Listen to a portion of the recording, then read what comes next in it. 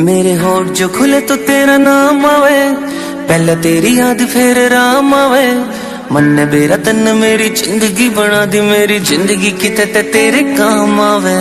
तू ना जो कवे तो मेरी ना से, हाँ जो कवे तो मेरी हाँ से। जिसकी मैं बात कोई टाल को नहीं सकता वा, और कोई को न मेरी माँ से। मेरी माँ मेरा रब, मेरी माँ मेरा राम, मेरी माँ मेरा शहर, मेरी माँ मेरा